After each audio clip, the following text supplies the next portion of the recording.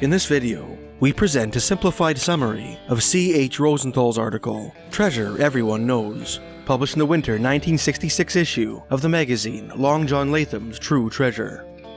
This story follows the real-life search for a classic Old West treasure, the golden contents of a stagecoach stolen by bandits in the wake of the Civil War, and purportedly cached in a cave on Wolf Creek, Navarro County, just south of Dallas, Texas. Enjoy.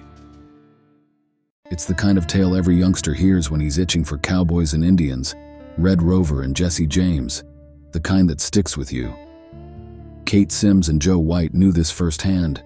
Their exploits stirred up the quiet communities of north-central Texas, making headlines in big city papers, drawing attention to themselves and their activities, and landing them what's been called the deepest bream tank in Texas. According to Kate, a 60-ish spinster with a reputation in her hometown of Frost as part pixie, part dreamer, and part eccentric, the story kicks off right after the war between the states. "Everyone round here knows about our treasure," she'd say. "Two stage lines, Wells Fargo and Fortis, crisscrossed south of town. Bandits held up one of the stages just after it left the Crossroads horse barn and made off with 14 boxes of gold and silver from New Orleans, bound for a bank in San Antonio." And wouldn't you know it, the weathered spinster, unapologetically puffing on cigars and peppering her talk with matter-of-fact four-letter words, would reveal, one of them was just a boy. Everyone reckoned they stashed the loot in one of them clay-walled caves along Wolf Creek, but despite a search at the time and folks scouring the area ever since, nothing's never turned up, Kate would explain. Wolf Creek, a meandering watercourse that often runs dry as it winds through the rugged terrain of West Navarro County, has beckoned men to its thickets of scrub oak and sweet gum for generations. The lingering traces of Indian encampments along the stream still draw the young folk of Frost and nearby Blooming Grove, who proudly display sizable collections of arrowheads, spear points, and flint scrapers unearthed along its banks. Moreover, the creek has been subject to the whims of heavy rains, altering its course and carving new channels through the land. No soul can say for certain where its banks lay 5 years past, or even right after the war between the states. The 139 acres just west of the now-vanished stage relay station, the very spot steeped in legend as the scene of the infamous robbery, the hidden cache, the daring capture, and the subsequent hanging, were acquired by Kate's father in 1913. Left largely untouched by serious farming, the tract's most distinct features until recently were the sinuous Wolf Creek and faint remnants of the long-abandoned stage trail. Kate, a woman who readily admits to squandering about $45,000 in oil endeavors and lays claim to discovering a substantial portion of Jean Lafitte's treasure, but we couldn't wrest it from the grip of quicksand, she explains, has dedicated over 50 years to the relentless pursuit of the fabled Wolf Creek hoard, only to come up empty-handed. "But I know it's there, and I know precisely where it lies," she declares with unwavering conviction. Joe White, a spry septuagenarian with a wandering spirit, was equally convinced that he held the key to the treasure's whereabouts. "In the spring, a stranger rapped on my door," Kate reminisces, introduced himself as Joe White from Beaumont, claiming he'd read about the Wolf Creek treasure and learned I owned the land. Asked me to show him around. I guided White to the horse barn ruins down south. Old Joe poked around a bit, eyed the stage trail, and followed the ruts. After a stretch, the trail led to a rise, 100 yards from the creek, then veered west. "This is it," Joe claimed. I asked, "This is what?" "This is where the treasure's buried, and I'm going to get it," he declared. "That's when I told him we'd better settle on the split before he started digging on my land," Kate recounts. They agreed to split any treasure Joe found, and he left to secure financial backing.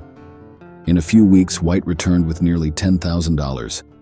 He had gathered a fair sum from backers in Beaumont, San Antonio, Houston, and elsewhere, Kate reveals. "I never knew where the money came from or who the backers were. He never told me, and I never asked." The townsfolk, who reckoned Kate as peculiar but sharp as a tack, took notice of the commotion out yonder at the old Sims place lickety-split. One of the most curious and skeptical fellers, Mac Crawford, then the top dog at the Frost Enterprise, decided to mosey on over and see what all the fuss was about. "It was one of the dad-blamedest things I ever saw," Crawford recollects.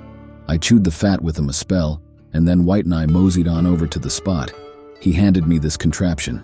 It looked like a and told me to mosey down the road. When I reached the spot he reckoned was the treasure site, this gizmo, Kate called it a Spanish dip needle, started shaking and pointing down. It darn near yanked itself out of my hands, the still flabbergasted ex-editor says, throwing in, "I sure as shooting can't explain it." Joe used the dip needle to confirm the treasure's location. Later he used an M-scope, a pathfinder, to gauge its depth, Kate explained. At the time I told him he was off the mark. I reckoned the treasure was on the other end of the spread, but he put his trust in his gadgets and all I had was a hunch. The chosen spot sat right on the edge of a stand of trees. It needed clearing before any serious digging could commence. Joe's gizmos pointed to the treasure being 65 feet down. After we cleared out the trees and brush, we brought in a bulldozer and used its blade to carve out a trench 30 feet wide and 150 feet long, Kate recounted. The bulldozer rumbled through the tough soil, carving a north to south cut, then backing out to make a south to north pass. Progress was slow, and operations often paused while Kate, White, the dozer operator, and curious onlookers sifted through the dirt for any signs of the treasure. Folks, lured by Crawford's tales in the local papers, he also published the Blooming Grove Times, flocked to what was now dubbed Joe White's Cave in ever-increasing numbers. It was like a Roman carnival, Crawford recounted. Folks from neighboring towns gathered at the cave for socializing while keeping an eye on the dig. Farmers bartered, young couples chose the cave over a movie, and mothers brought their children to witness the spectacle. Amidst the clamor and machinery, you could hear mothers cautioning, "Stay clear of the dozer, keep away from the pit." It was a commotion, utter chaos. Everyone was either talking about Joe White's cave or physically present there, often both. Births, deaths, and any other events took a back seat. The cave was everything. The Corsicana paper, situated 20 miles away, and the Dallas Press caught wind of the story. They ran near-daily updates and frequent summaries, drawing even larger crowds. "We reckoned charging admission might thin out the throng," Kate remarked. "So we hung a sign, Joe White's Cave, admission 25 cents near the entrance, and stationed a lad to collect the fees, but it didn't seem to deter anyone." White, facing dwindling funds, sought to salvage the situation. He set up a snack shack on the premises. "It did fair enough, but it weren't near enough to cover the dozer and the operator's costs," Kate laments. Around this time, someone, likely a joker or maybe even White himself, hung a worn-out saddle from an awning pole in Blooming Grove overnight. It bore a sign declaring, "Found in Joe White's Cave." The whole county could have been counted at the cave the next day. "We were all there," Crawford recounts. The pit eventually reached a depth of 42 feet, prompting White to enlist a local well driller to sink a 36-inch shaft in the middle of a spot marked by White within the trench. At 65 feet, the auger struck metal. We pulled it out. Joe descended and emerged with a badly rusted 2.5-foot brush knife and a peculiar file. The file was unlike any I'd seen before. It lacked side cuts and had a rounded end. "I ain't certain it was real steel, not the kind files are made of these days," Kate remarks. "We drilled a few more feet, but Joe ran out of cash. We'd been toiling at the site since March and it was already September," the resolute spinster reports.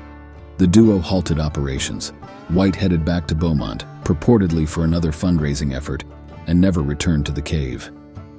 "I heard his health gave out," Kate explains. "Somebody told me he up and moved to Petit Bolivar, just across from Galveston, and passed away." Joe White's Cave, the saddle, the knife, and the file have melded into the local lore, akin to the treasure itself, captivating the thoughts of serious-minded 12-year-olds and Kate Sims. Since White's departure, only one other concerted attempt to unearth the treasure has been made. A bunch of fellas with some machinery going by the name of the Home State Mining Company from California showed up here one day in 1958. They claimed they'd caught wind of the treasure and aimed to hunt for it, Kate recounts. "Naturally, we struck a deal. They drilled 5 holes just a stone's throw from the cave, 3 6-inch and 2 42-inch shafts. I told them they were barking up the wrong tree. They came up empty-handed and skedaddled. Nobody paid 'em much mind," Kate remarks in an all-encompassing manner. Kate, convinced she's got the treasure's location nailed down, has lately busied herself with uncovering why Joe White missed the stash. Soil samples she sent off to a West Coast lab reveal that the ground around the cave contains 0.008% cobalt. That belt of cobalt, it's radioactive, you know. Threw Joe's gear off, she rationalizes. I know where the treasure is, and one day, I'll lay my hands on it. Meanwhile, the scrub oaks have rallied back near Joe White's cave. Rain and overflow from Wolf Creek have filled the trench. Leaves have tinged the water brown. Frogs croak along the edges and its allure faded. The cave has turned into the deepest bream tank in Texas. No one frequents the site any longer.